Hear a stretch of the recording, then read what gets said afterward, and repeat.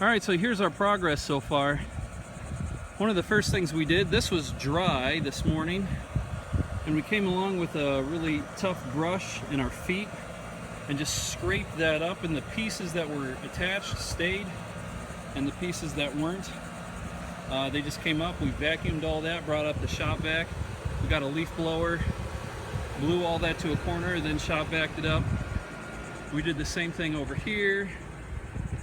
It's not pressure washed, but we just don't have the time or resources to pressure wash all this, and I think we can put some of that coating on here. Here's the part where it gets a little crazy. We did pressure wash as much as this as we can.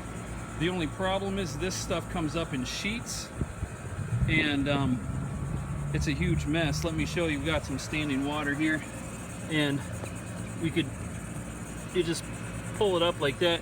We came along with a razor knife, trimmed as many edges as we could. This part is still drying out, and once it does dry out, I'm going to go over it with our feet and the scrub brush again, and once it's dry, hopefully the edges like this one will crack off and break instead of us pulling up an entire sheet. We scrubbed all that, and that's all the stuff that came up. We scrubbed all this, and that came up. We already took down one whole trash bag full of scraps like this. We pulled all this up, we scrubbed it. That's the stuff that came up.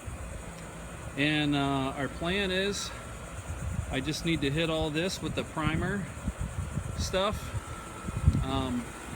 and then the final elastomer. And this stuff here, I don't know. If it's dry, I'll go over it with the primer. You can see it's still flaking up. I don't know if it's good to put more stuff down on something that's flaking up, but we'll go over it with our feet like we did the other side. Oh, this is a mess and a ton of work. Super tired. And I'm sure you probably have ways that you think it could be done better, but you're not here. So, thanks to Mark for all his help.